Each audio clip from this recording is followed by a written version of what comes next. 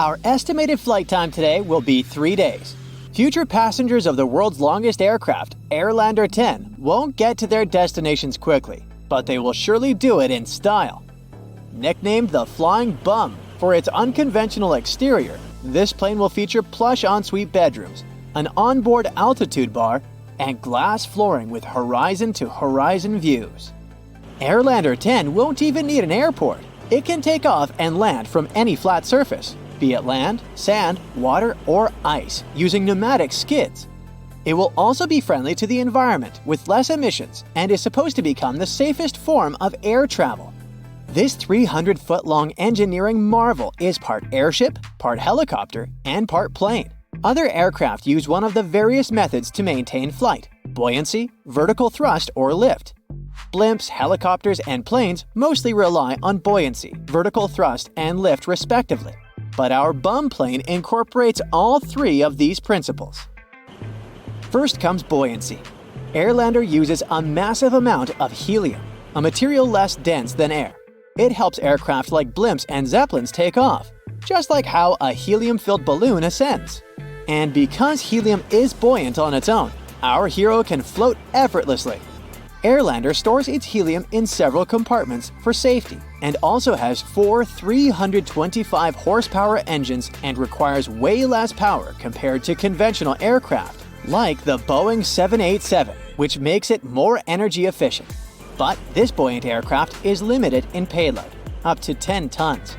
Its constructors could make the hull bigger to place more helium in it, but our plane is already the bulkiest in the world, so that would be too much.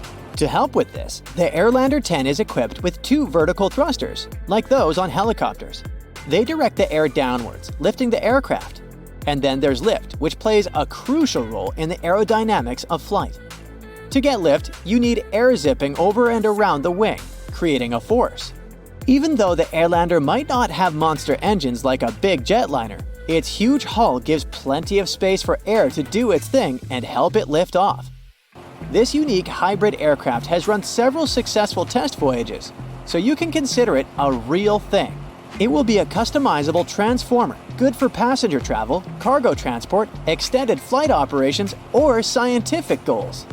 Some of its configurations will be able to stay in flight for up to 5 days without stopping.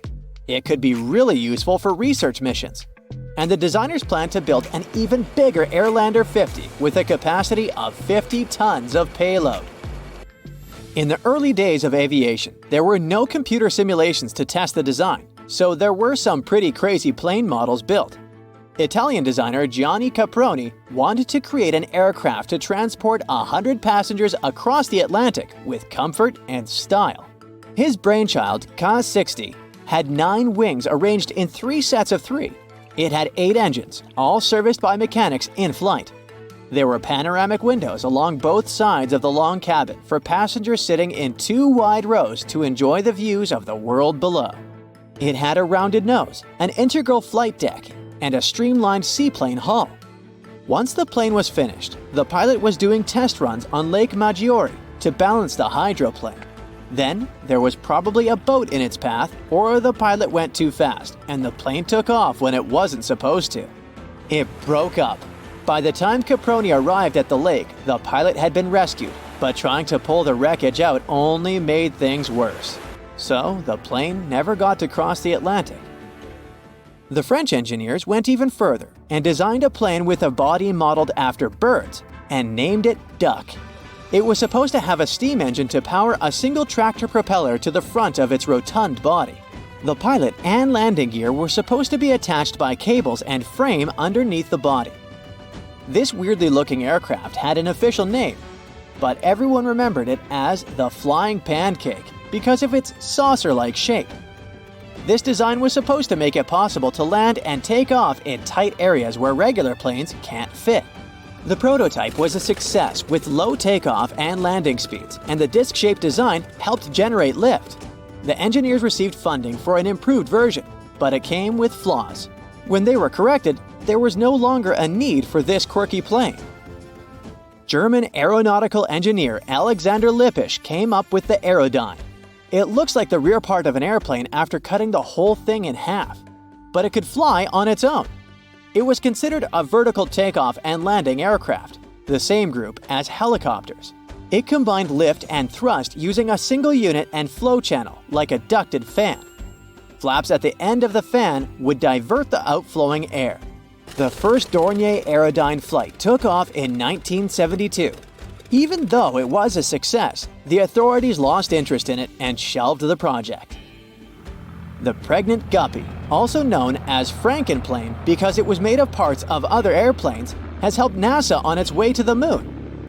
Back in the 1960s, they had a problem shipping rockets from the West Coast to Cape Canaveral in Florida. Taking them by water through the Panama Canal took 2 to 3 weeks, and fragile parts came dented and corroded. And that's when John Conroy came up with a solution. His friend had Boeings he had bought but didn't find use for them. Conroy decided to modify the planes by adding a larger cargo bay on top of the fuselage. He didn't receive funding from NASA for his idea, but he never gave up and mortgaged his own house, sold his car, and invested all his savings into his project to prove it would work out. He borrowed the fuel to fly the prototype to Alabama. The plane flew perfectly and impressed everyone. The Super Guppy, as they started calling it, was successfully transporting rocket stages for NASA's Gemini program. Conroy built a total of 25 modifications of his aircraft to fit even larger and heavier equipment. The Edgeley Optica EA-7 might look like a funky, futuristic Dragonfly aircraft, but it was designed in the mid-70s for low and slow surveillance or sightseeing missions. It features a helicopter-like cockpit mounted ahead of a ducted fan motor and an impressive 270-degree field of view. Its large ducted fan was running quietly inside and outside the cockpit. It gained renewed interest in the 21st century for border patrol, wildlife management, and fire spotting missions. But because of lack of funding, there were only 5 out of the 22 built aircraft remaining airworthy worldwide. Have you ever seen a plane with 2 fuselages of differing sizes? The Rutan Model 202 Boomerang stands out as a multi-engine aircraft built this way to minimize the risks of engine failure. Unlike conventional planes, even if one of its engines were to malfunction, the Boomerang remains easily controllable thanks to its innovative design, which effectively manages asymmetric thrust. This design makes the Boomerang faster and more efficient. This plane was never designed for commercial use, but as a private plane for up to 5 people. You can tell that this short Skyvan was built for practical purposes without caring too much about aesthetics, just by looking at it. And that's how this general-purpose aircraft got its nicknames like Flying Shoebox and The Shed. Despite all the mocking, the Skyvan has served well over the years. It's been around since its first flight in the 1960s, still transferring cargo and passengers today. It can seat 19 people and has a van-like large rear door for loading and unloading freight. That's why it's perfect for short-haul flights, activities like skydiving, and much more. That's it for today. So hey, if you pacified your curiosity, then give the video a like and share it with your friends. Or if you want more, just click on these videos and stay on the bright side.